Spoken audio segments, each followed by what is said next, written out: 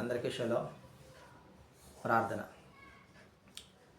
మహాగణుడ, మహోన్నతుడ, నిత్య నివాసి, సర్వాధికారి, సర్వసృష్టికర్త అదనా ఎలోహీను మీకు ఘనమైన నామమునకు స్తుతులు స్తోత్రాలు చెల్లించుకుంటున్నాం.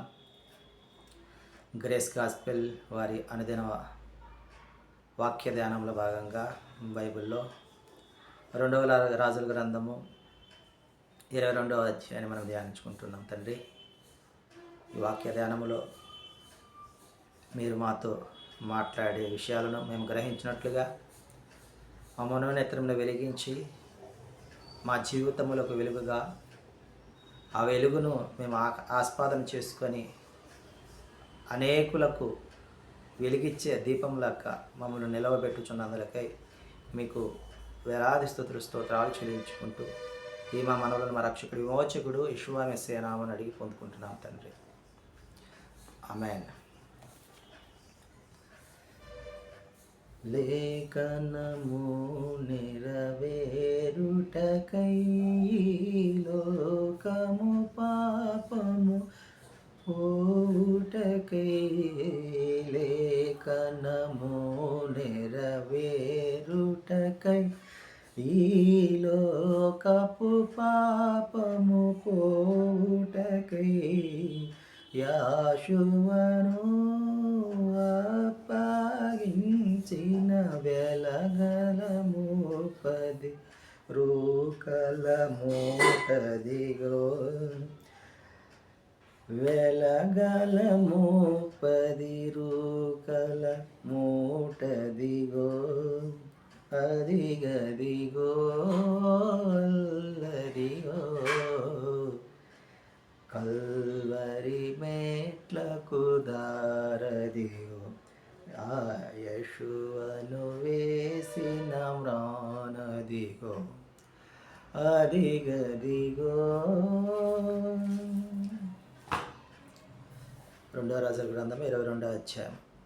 యెషయా 8 సంవత్సరాల వయసులో యోధా రాజుగా పట్టాభిషేకింపబడి యెరూషలేమును 31 సంవత్సరాలు పాలన చేసినట్లుగా చూస్తూ ఉన్నాం.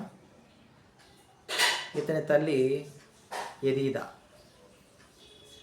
ఎలోహీం దృష్టికి యెషయా వారు యథార్థవంతుడిగా ఉన్నాడు. అయితే నిబంధనను పునరుద్ధరించడానికి పూనుకున్నాడు. ధర్మశాస్త్రమును మందిరములో కనుగొని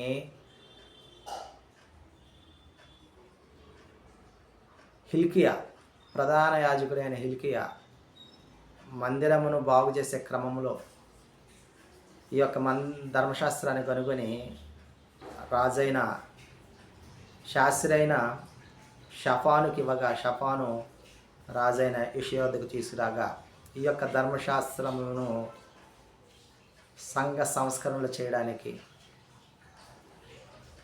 ఉపయోగించినట్లుగా చూస్తూ ఉన్నాం.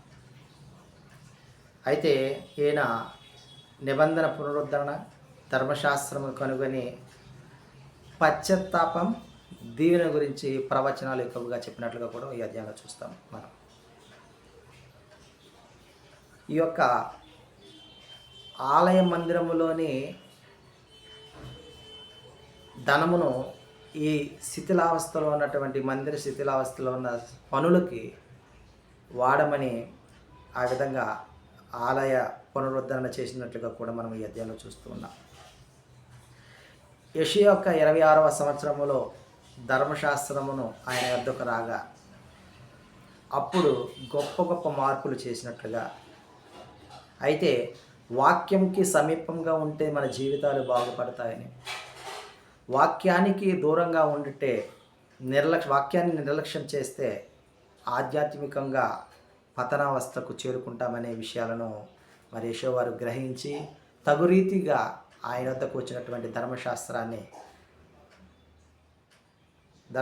గ్రంథంలోని అన్ని విషయాలను దావీదు ఏ విధముగా మరి ఆయన దేవుని యందు, ఎలోహీము యందు భయభక్తులు కలిగి జీవించాడో యెషయా వారు కూడా అదే విధంగా జీవించినట్లుగా ఏదైనా మనము గమనించగలం.